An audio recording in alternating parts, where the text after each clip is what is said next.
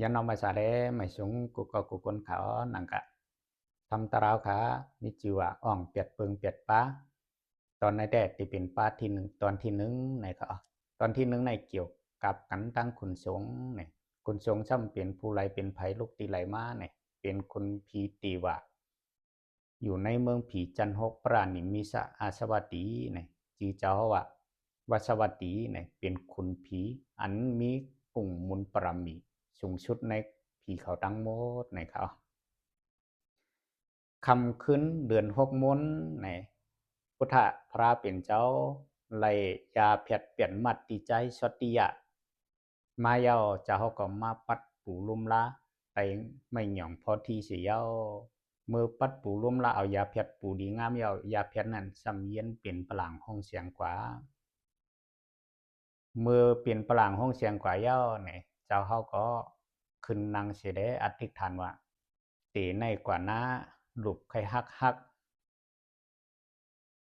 เดิดไข่แหงแหงเอียนไข่ขัดเนื้อนังตีหยัดตีปังอ่ำเลยสังเกเย้ากว่าอ่ำเลยสัพพัญญุตตั้งยันกะอ่ำเป็นพุทธพระเป็นเจ้ามาเก่าตึงตีอ่ำลุกขึ้นเย้าในโยคุณสงอันไปเคียงตัวจะเฮามาเข้าตั้ง5 ปีปลายสิบเหลือนลุ่มๆนั่น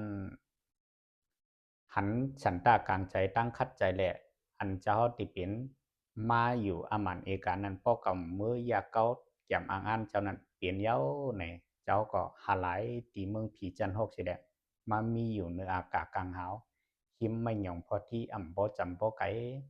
เมื่อนั้นคนพีตีว่าจากกว่าอันมาไปกุมลุมลาไปปั่นเอ็นปั่นเฮียงพุทธาเจ้าเฮานั้นเขาก็อ่อนกันปลายก็อยู่ขอบเหรียญเป็นปีจักรวลาอยู่ไกลๆเสด็จตัวอยู่มันเจ้าจังผ่านลุงน้องจำปอดเตรียมอากาศกลางหาวกาสิเด้ผ่านเฮ็ดจังมันนี่มีขลาดจ้างสามหูสิเด้เสียนห้องเสียงป้นนั้นเตรียมอากาศกลางหาวกาเสียงมื้อนั้นเจ้าจังเอาตั้งกัดตั้งขันอันเป็นผลออกผลหลับผลพื้นผลไผกูร้องอันตั้งกัดตั้งขันเจ้าเฮาว่าอะไรเฮ็ดให้ป่องเปลี่ยนนั้นพุกใส่พุทธะเจ้าเฮากำชื้อมือพ้องกัดถึงกะดีพ้วยไม่หย่องพอที่นั่นเครื่องลักนักจักจากกูลองกูเปิงนั่นเฮียนเปลี่ยนหมอกนามสาบอันเป็นผลไฟนั่นก็เย็นเป็นน้ำนายอ้อยกัดจินเย็นลงกะสิได้เฮ็ดให้มันตกใจตื่นพานว่าป้อเก่าตีเอาลองตั้งหายในแดดตีอำหมองปีเจ้าระยะเก่าเตียวไล่เคี้ยวก่อนนี่จังลงจังสามโหสีได้ว่าเจ้าใจสีทาเด้ลุกขึ้นมาแล้วไม่กว่านั่งเหนือปลังห้องเสียงเขาอยู่เฮ็ดสังในโยเมื่อนั้นเจ้าเขาก็จังว่าปลังห้องเสียงไม่เจ้าซ้ำมามีอยู่ตีเก่าได้จังหรือเนี่ยมันซ้ำว่าเจ้าเขากว่าลักออกมาลูเนี่ยว่านะเฮ็ดถือว่าเขาก็ลักเอามาไผเป็นศักดิ์ศรีเนี่ยว่าลูกน้องเขาค้าในหน้าเป็นศักดิ์ศรีเนี่ยก็ว่าลูกน้องเจ้าเป็นก็ผันสร้างแล้วว่าใจของเจ้าเขาในอยู่กูก็เย้า ก็มันจังขึ้นถามพระเจ้าอ่ะเจ้ารู้เนี่ยไผติเป็นศักดิ์ศรีพระเจ้าว่าเก่าเนี่ยมีไผติมาเป็นศักดิ์ศรีก้อยกะมีมือเก่าเตรียมสร้างปรมีมานั้นก็เย้าในวันในปรมีสิป้านั้นเก่าเอาฐานะปรมีเป็นศักดิ์ศรีมันเนี่ยมือเก่าแถมสร้างฐานะปรมีกุปอกนั่นเก่าหยัดนำพำเตาเนื้อลงเนื้อแผ่นดินในตาสีแผ่นดินเมืองในเยาที่เป็นศักดิ์ศรีเขาในเมื่อเจ้าจี้ลงกว่านั้นแผ่นดินเมืองนั้นจังปึดงากสิได้เฮ็ดให้นำพุทธปอหล่อให้ตับชึกคุณชงนั้นปดแตกตัวเดียวกับเปียดโมดแหน่นำหยาดของพุทธเจ้านั้นพ้นนำสีมหาสมุตรานะครับเมื่ออ่องปีคุณชงเขาเย้าเจ้าก็สิบภาวนาตรากว่าเฮ็ดให้เจียงในปฏิจจสมุปบาทสัจจะสีปะไรสัพพัญญุตังยัน หันถึงสัจจะธรรมตระเตรียมทนดีงามมาไอ้เขาก็มันคุณทรงก็อ่ำหันใจเมืองหัวเมืองใส่มายาวในซ้ำส่งลูกยิ่งนางสาวแทงสามนางห้องว่าตันหารากะอาราติเขามาโชพุทธพระเป็นเจ้าก็ว่าพุทธเจ้าเฮานั้นกิเลส30ตัวโหพีเฮงหาปากขาดหมดยศเสียงเดียวแล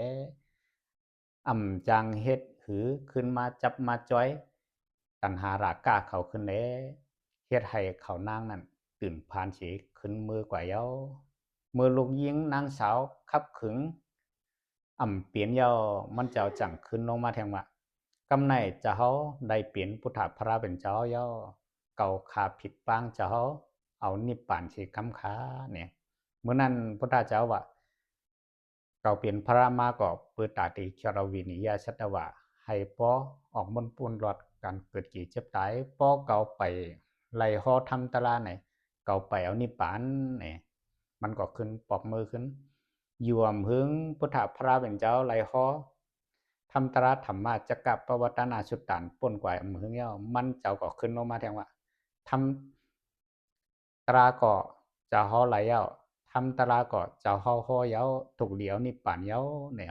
เมื่อนั้นพุทธเจ้าว่าเก่าฮอเย้าปอเก่าช่ำไปมีเจ้าจังใจเจ้าจังยิงตะกะใจตะกะยิงเขาบริษัทตั้งสี่ไปเตรียมทวนบ่ไหนถึงเก่าตีไปเอานิพพานในแทงอยู่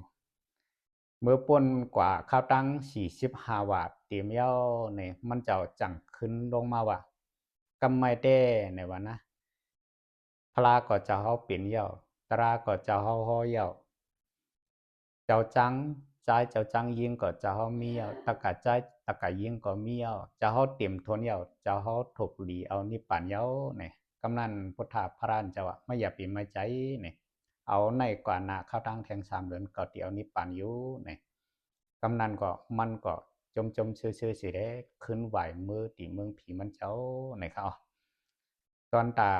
คือขุนชงในเนี่ยมันยาวหนามันกว้างหนาแลเนี่ยทีไหนตียิบออกมาตียกเก็บให้พอกกึ่งเดียบเข้าใจง่ายเนี่ยเขาพอเฮามาตัวยป้อไหนจึงเนี่ยเฮาติได้ตั้งหันถึงหลายๆรองหลายๆเปิงเนี่ยพุทธะพระเป็นเจ้าเอาเป็นตัวอย่างคันเนาะเอาเป็นตัวอย่างสิมันก็ซ้ำซ้อนนี้ลอกหลายตาติเฮ็ดว่าเนี่ยอันเฮาใครเปลี่ยนกุลองนั้นย้อนให้เฮามีอิทธิปัตสิเปิงสิปาติอ่องหมานมีมากุลองอิทธิปัตสิปานั้นสันตะ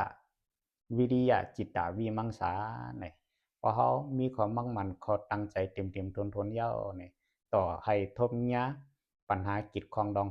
คำว่าการลอกาลอกีการลอกุตระตาติได้มังยันพงยันนั้นก็ตึงตีอ่องมันห่างเย้านะครับตันดาคลิปนี้ย้อนกึดหรือว่างติงไหนก่อนเขาสาธุครับ